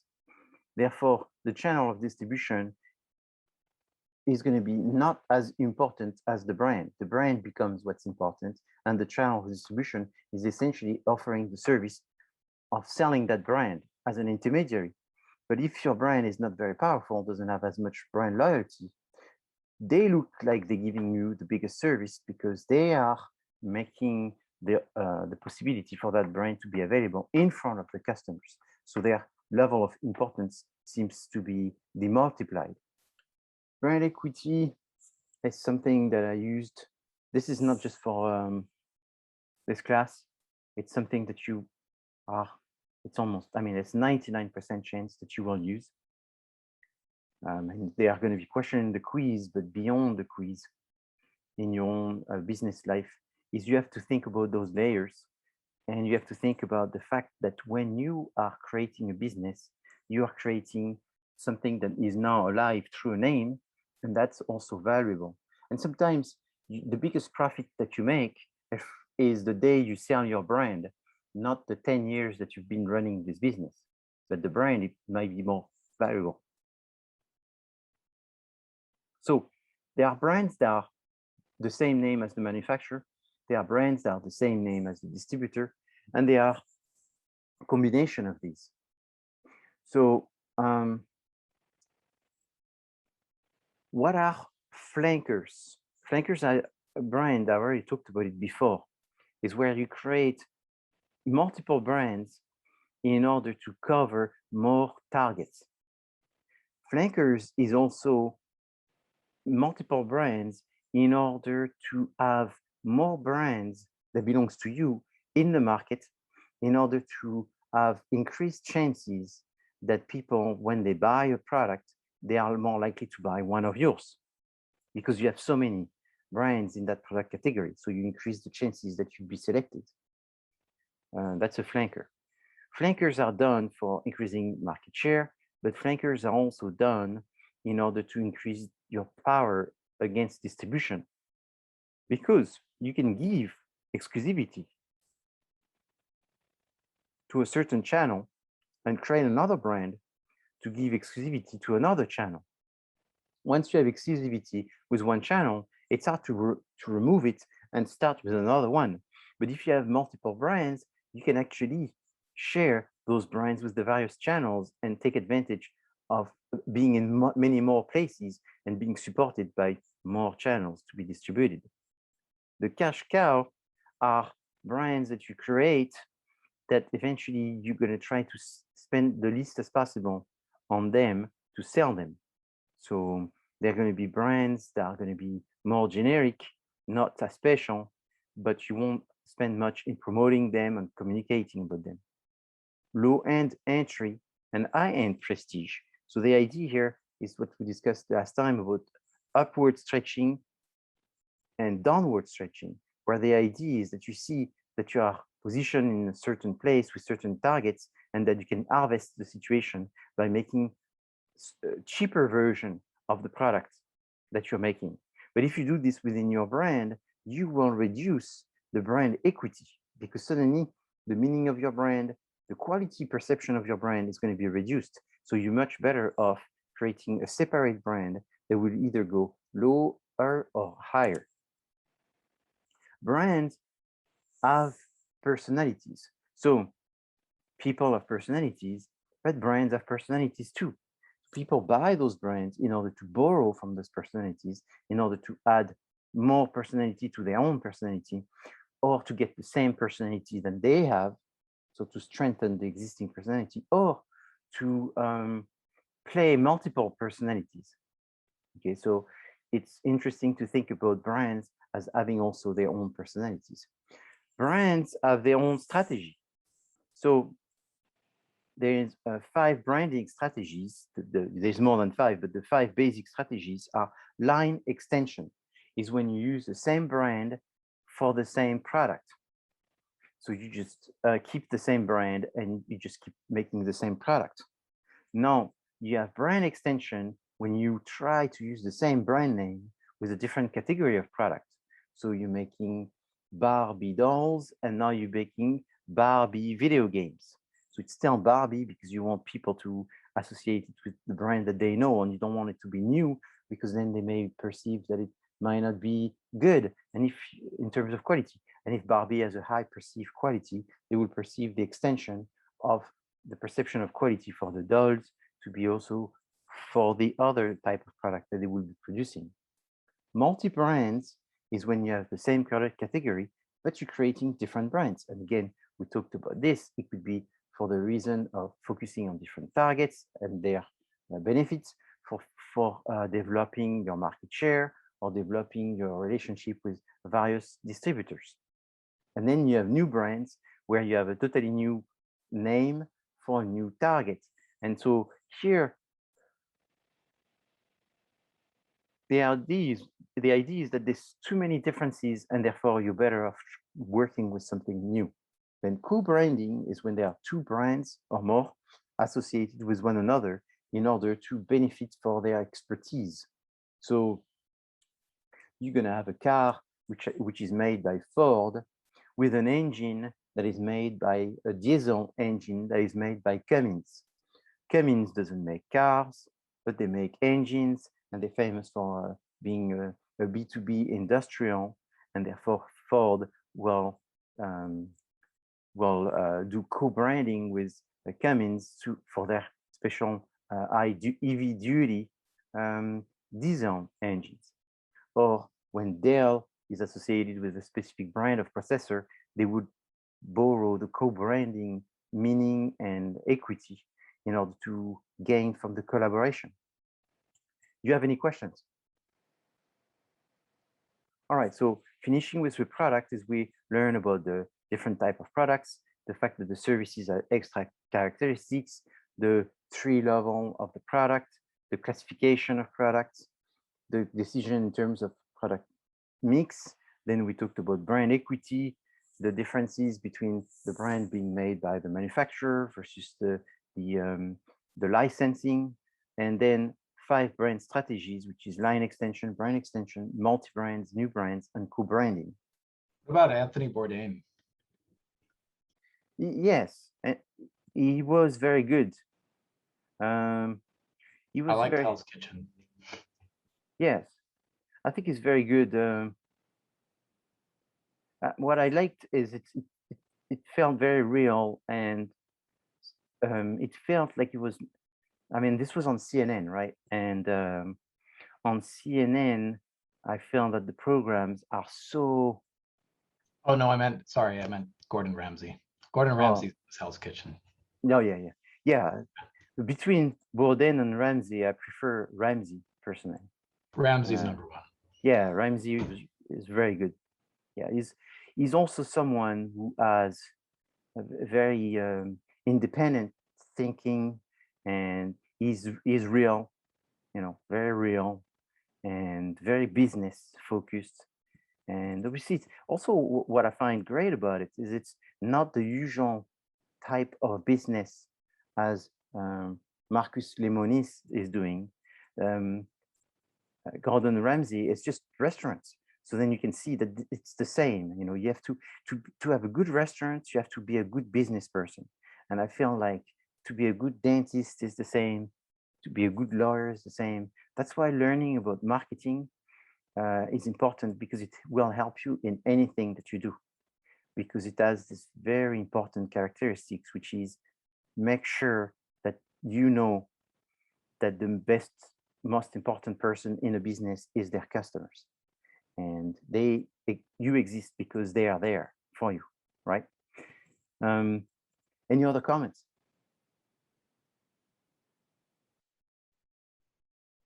Excellent. So I see that you are paying attention, so I keep on going. Now I want to move into this you've already seen. It's the concept for the fact that for a business to succeed, the business has to continuously create new products. Why do you create new products? Because the old product, they eventually don't get as much sales as they used to. So you have to have a balance of new and old at all time in order to sustain the growth of your business. The idea is that you have to understand objectives, strategies, tactics, opportunities, threats, strengths and weaknesses, and all of this. And you have to know now and in 5 years, what are the 4 basic strategies. So the 4 basic strategies are the one that you mostly going to comment in your paper. You know, in your paper, you have a section which is strategic options. Should you have 4? That's the minimum. Should each one of them be one of these? It does not have to be, but you have to use these. That's why in the template, in the sample, I actually have these in bold and underline so that way you can see that they need to appear somewhere. There's more than these. If you go back to the lecture on this concept of strategies, there's more than the 4 basics, but the 4 basics are very important. Then you have the one that is sort of the most complicated is product development. So what's product development? It's 8 stages from ID generation to the launch of the sales. Here's a business person who was an entrepreneur. He created his company. So his name was Eugene Schuller. He created this company just after World War II. So I think it was something like 1920, I think. I mean, World War II was finished in 18, but he created just right after. He went to the war, actually, and he came back and started discovering that women were wanting special air treatment and all this. So he was a chemist originally, and he started creating some shampoo and all this. He created eventually L'Oreal, and it's his descendants who are the owner of L'Oreal. And in fact, I was just mentioning to you about that's the family who is the number 10 or 11 richest person in the world. That's what they do. They sell cream, facial cream and shampoo and makeup and all of that. Pretty impressive, still making something and being a billionaire. So he created in 1935 the first sunscreen. Why did he create the first sunscreen? A lot of the product he created was for himself or for a friend or for a family member. And this was the situation. In fact, in 1935, he was already a multi-billionaire. And in 1935, he had a nice yacht, which was on the east coast of France in Brittany. And he was very busy, and he was not too much into vacation. He was just a workaholic. And he kept working, but he was married and he had kids. And eventually they wanted to take a break. So that's why he bought this nice house in Brittany and the yachts. And then he went on vacation. I suppose because he was fair-skinned and he didn't go out very much. And because the fashion had changed, that you would go to the beach and sit in the sun. Before, people didn't do that. You know, you didn't say, let's go on vacation and sit in the sun. But then that started to become popular. And he discovered that him and his family got sunburned. So essentially, he started thinking about a way to avoid being sunburned, and he created the first sunscreen. Having created this product, he realized that he was not the only one getting sunburned during the summer. And the reason for this was the opportunity. So remember this, the opportunity is not to create a sunscreen for people getting sunburned. The opportunity is there's a growing leisure class. There is paid vacation, right?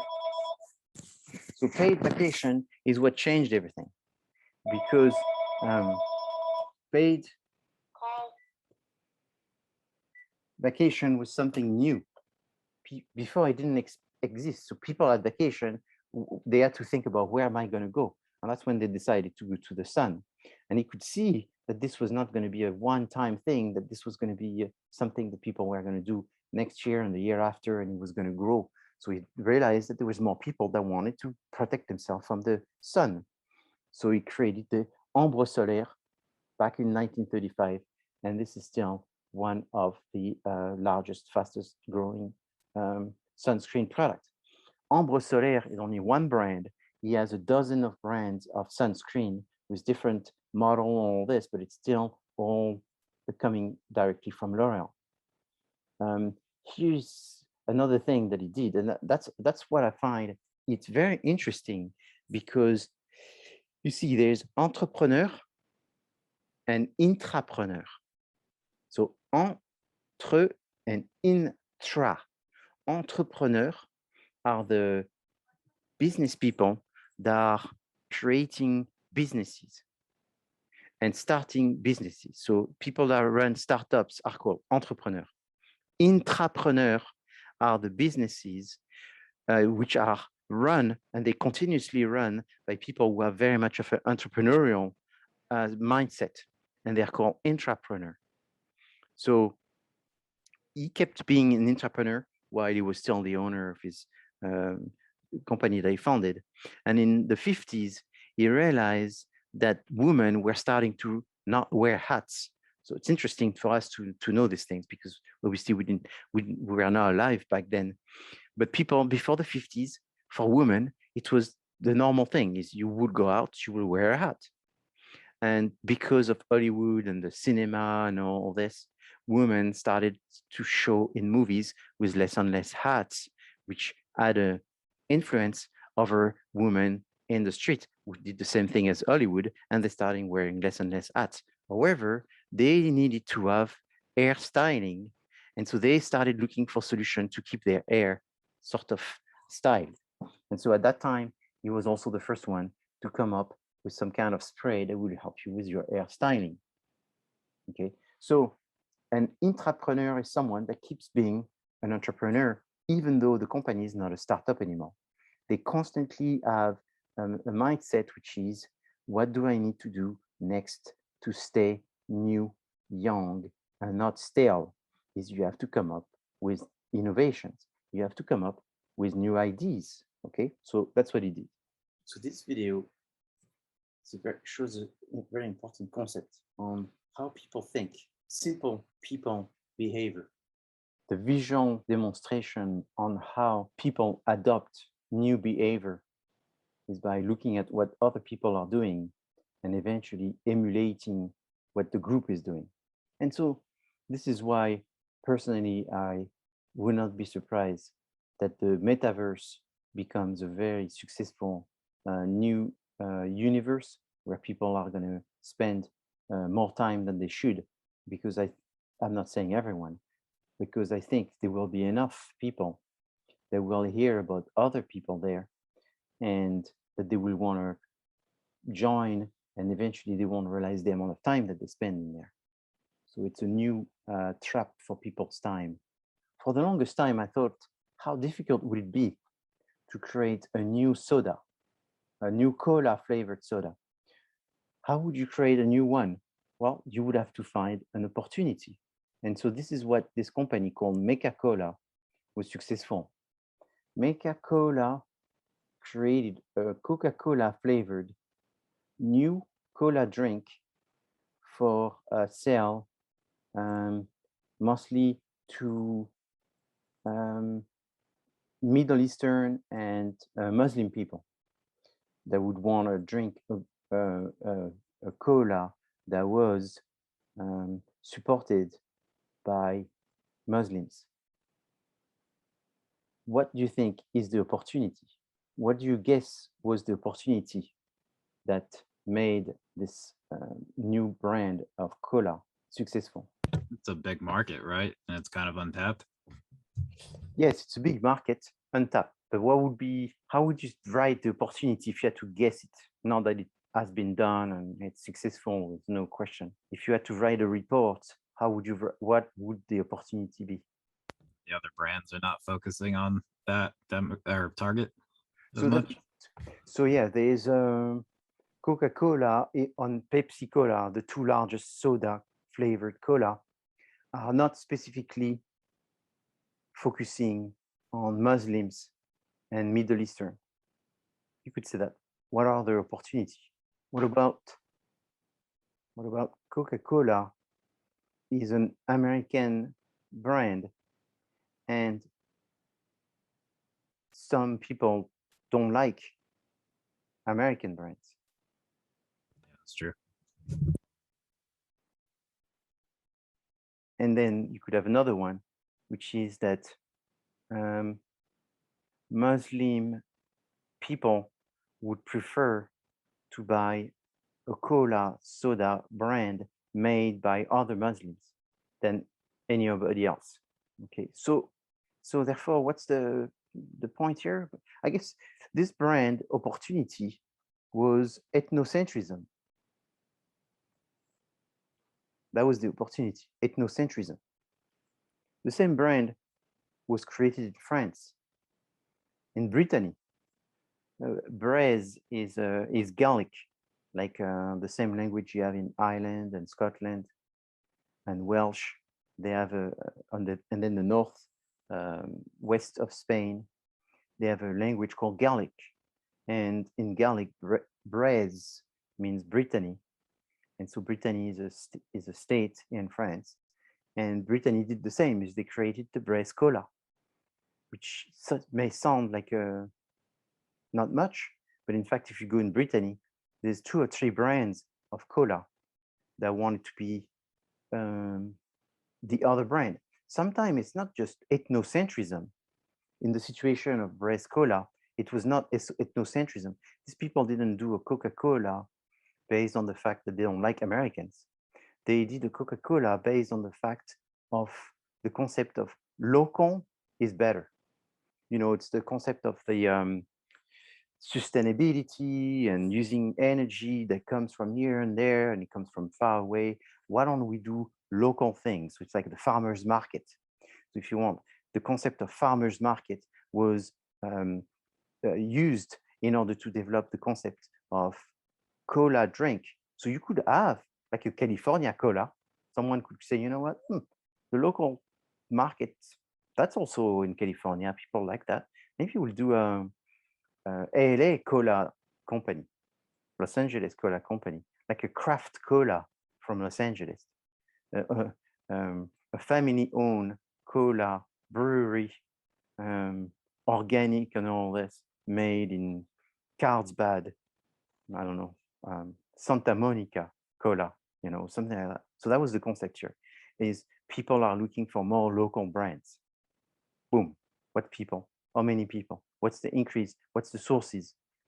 Bingo, you've got statements. It doesn't say that Santa Monica Cola Company should be making cola drinks in Santa Monica. It just says that people in Southern California are increasingly buying from local producers. And then you jump on that movement in order to create your own product. Okay, does that make sense? Yeah, thank you. Okay, wonderful. Because you see, I'm doing all of this because I want you to really understand, again, the concept of opportunity and how it fits with the concept of new product development.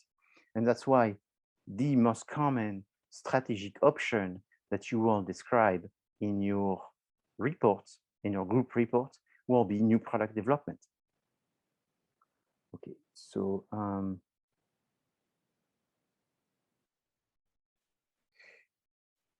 so then when you have developed your new product, that's the high level strategy, then you have the lower level strategy, which is the strategy for your product. Within each one of the P, there's a strategy, and we already looked at the strategy of product line development, mix, branding, sub-strategy. So if I say I'm going to do brand extension, what is that? That's a strategy. It's a sub-strategy at the product level. So it's not a tactic. A tactic would be the activity of doing brand extension. So just to visually look at it again, it was right here. These are strategies, but they are not company strategies. They are branding strategies. So they are strategies at the P level. So as you will see, there are strategies at the product level, or the brand level, or the price level, or the communication level, or the distribution level. And then those strategies are further described through some actions, more detailed actions. These more detailed actions are the tactics. The tactics are the detailed actions that feed and support the P strategies, the product strategies, and the product strategies are the strategy that supports the corporate strategies, which are new product development, market development, diversification, and market penetration. But there's other ones. There's overall cost leadership, focus, middle of the road differentiation. These are the corporate strategies. And at the low level, you have the 4P strategies. And under the 4P strategies, you have your tactics. So this is what I want you to understand is the different layers. Understanding the layers is important as much as a general understand what are the commands for a general. And then you have the command for lieutenant, and then you have the command for a sergeant. It's different level of hierarchy with different umbrella level of decisions, which are covering lots of different sections. And this section of decision is covered by smaller sections. It's like a division of labor where you have a higher level and a lower level. So the tactics are the lowest level. The 4P strategies are the middle level, and then the corporate strategies are the higher level. That's why here I made a pyramid where the top of the pyramid is made of the corporate strategies. Then the 4Ps are made of the sub-level strategies for each one of the P. And then the tactics is activities in order to fulfill these, okay? This table is exactly the same thing. So this is the visual, it's an image, and this is exactly the same thing, but it's the verbal, it's a text. So here is, again, you see the corporate level, which is the gray, and the gray has, to summarize it, obviously there's more than 4 potential strategies, but the 4 most common ones are, again, penetration, development, market development, diversification. And then you have the red burgundy section, which are the lower level strategies and eventually the actions, which are the very last line where you see, therefore, the product action, the price action, and all that. Any question on this? This is hopefully, it's not something that I would have imagined that you would have understood 2 weeks ago, but I'm hoping that now you can see the hierarchy of the intellectual way to look at it, from the big picture to the medium picture to the small detail. And it's important that you understand that. So obviously, the higher you are in your business, the more experienced you are in your business, the more you go to make decisions which are only in the gray area. The lower level you are in the seniority in the business, the more you are in the red section. Same as my example with the military.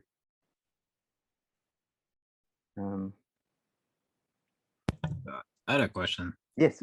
Where would test marketing and concept testing fall under, if any of these, or would that be its own category? So, well, it goes inside one of the higher level strategies. You see the red one here? Yeah. Market development, or the gray one, new product development. So if you go in these, I go back to here.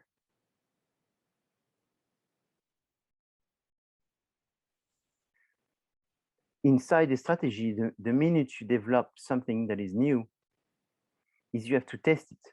And there's 2 periods of tests. So let me go through it since I have your question. Thank you very much. So the first stage is the stage of generating new ideas.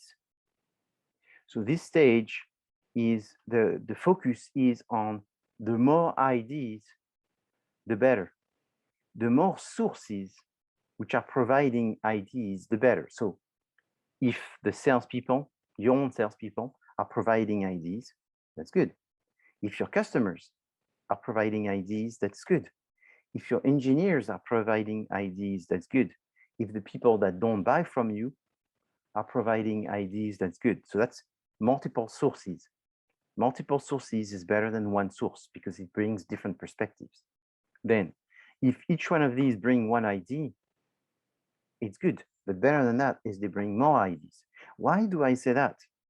I say this from experience because every time, 99.9%, almost 100, that I give a ID generation game or assignments to a group of students, if there's 5 people, I'm lucky if I have 5 IDs. The ID generation, it's really the more, the better. So it's got to be, if you have 5 people and each one come up with 5, and that's 25, that's not too many. Because the next stage, the second stage, ID screening, is about selecting from those 25 IDs the best one, the 2 best one, or the 3 best one. And at that time, this is when you do concept development and testing. So that's the third stage of the product. This is all product development strategy. So concept development and testing, you were asking me, where is it? It's inside the process of those new product development strategies. So if you're developing a new product, or if you're developing a diversified product, or if you're developing a new market, you're going to have to test how much the new market likes it, or how much the existing market likes the new product. So the testing needs to come as early as possible. Why does it need to come as early as possible? Because if you do it later, you will have wasted a lot of time and resources in not testing it early, because you may find that there's something they don't like. So you'd have to go back. So there's a lot of waste of time. Yeah, makes sense. Thank you. Excellent. So, but now to answer your question, it also comes later. So the 4th level is market strategy. So here you decide what are going to be the corporate strategies and the sub-strategies, the strategies for the 4 Ps. Then business analysis, it's where you look at profit. In the market strategies, you're going to look at the price, you're going to look who you're going to sell it to, so you're going to identify the customers, you're going to identify your competitors, the channel of distribution, the prices, and all that. In the business analysis, you're going to see how much profit, when you're going to make profit, in a year, in 2 years, how much things cost, how much you need to invest, how much you need to communicate, how much promotion you need to do, how much resources you need in order to reach the point of success. Then product development, it's again a second time that you do it. So you do it at the 3rd stage, and you do it at the stage 6 again. So you do concept development and testing on 6 and 7 again. So you do it twice, at the beginning and towards the end. Exactly. Why do you do it twice? Because the first time you catch the big mistakes. You do it as early as possible because you don't want to, you can do 1, 2, and 3 in a week.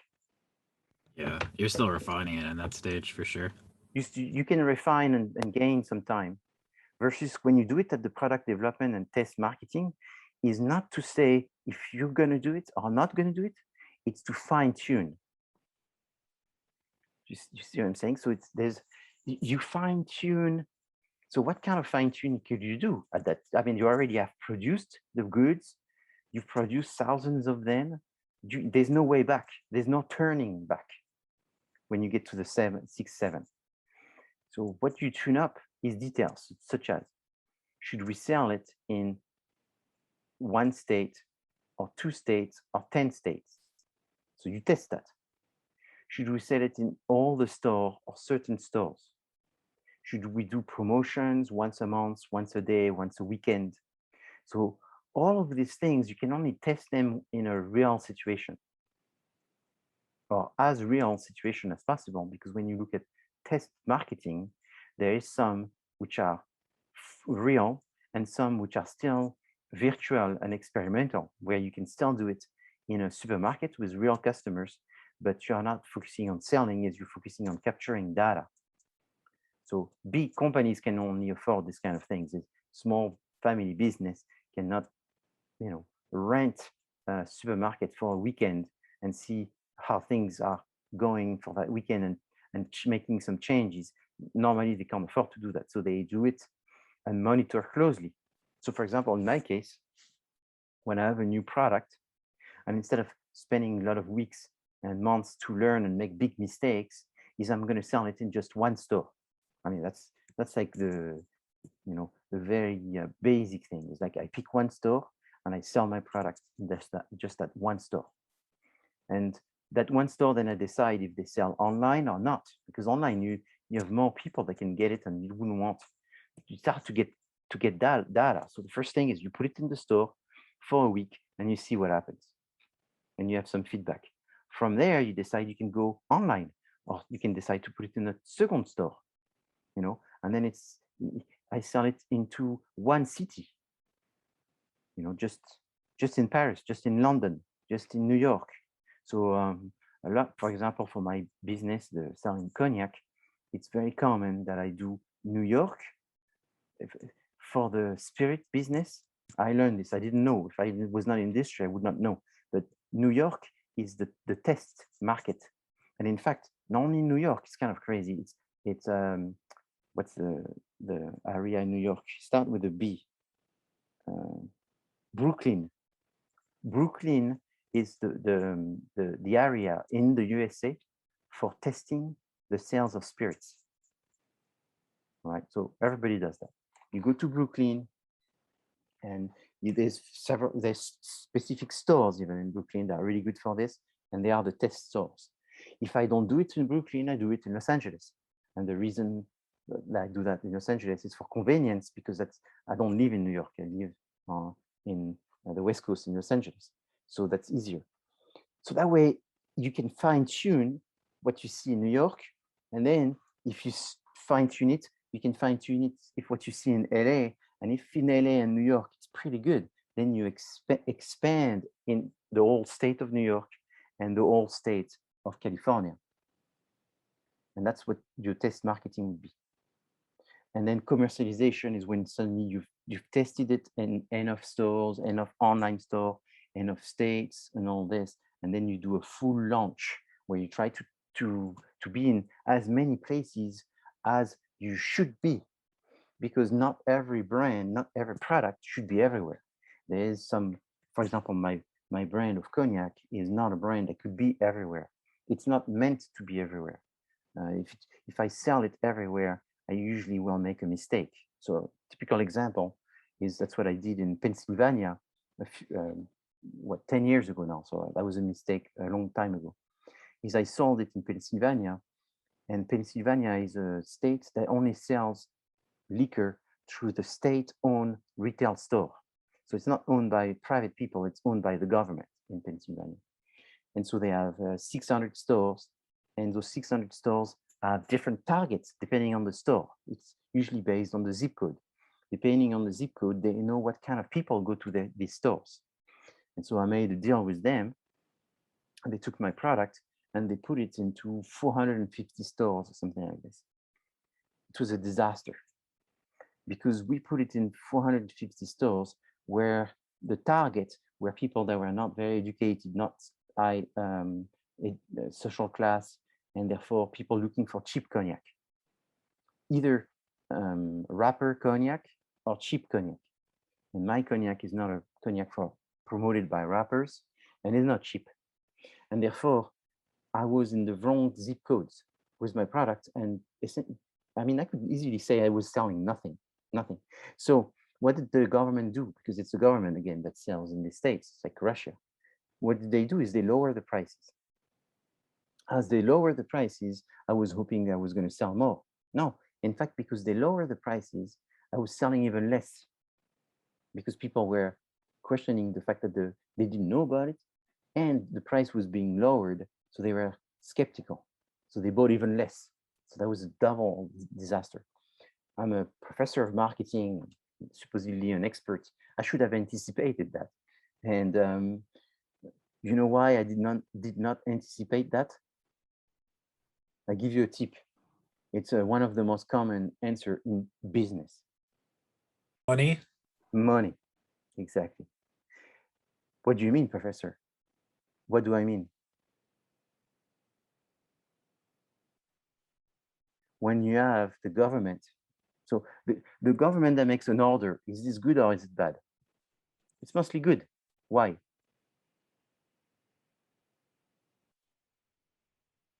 Because you're sure to be paid. Oh yeah, I see that. Yeah, because when you're a business, you always worry of being paid. If it's the government, you're 99.9 sure to be paid. It's insured by the federal bank and all of this. It's maybe bad because you're dealing with an administration, and when you need to make fast changes and adapt, it doesn't work very well because the people are employees, government employees, and they don't care that much. True. Now, it's good because it's an order by a state, Pennsylvania, which has 450 stores. That's a big order. That's a lot of money. So when they come and they say, what's the bank account that I send the money, you just give them the bank account when someone's dangling a big purchase order, right? Normal. But I was not thinking it through, and I didn't ask the question, which was, where are you going to sell them? What's the target market zip code for the stores? I mean, there was enough zero that I didn't even think about asking the question. I regretted it afterwards because they took forever to sell it. And therefore they said that my products were bad. Products were not bad. They were wrong for the type of people we're trying to sell the product. Okay. So in business, you can't learn lessons just from the textbook.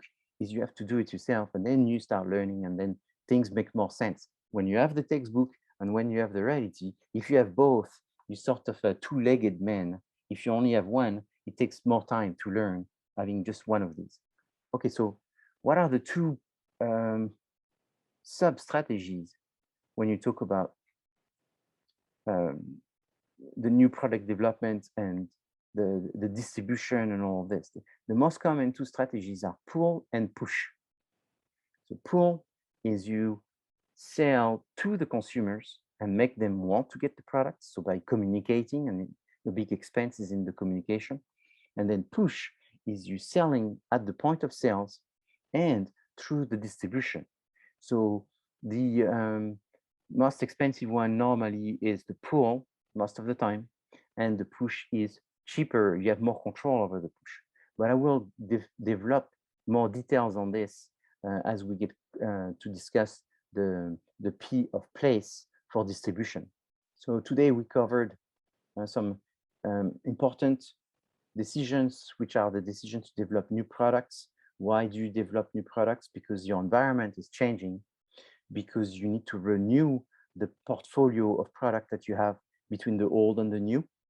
And therefore you need to stay relevant and you need to continue your growth. And so that's why you create new products. Developing new products is very time consuming, it's very expensive, it's very risky. And therefore that's why you have to make some forecasts, and you have to try to anticipate what your competitors are doing.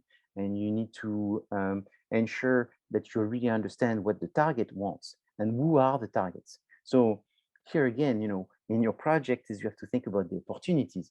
The best opportunity come from the customers.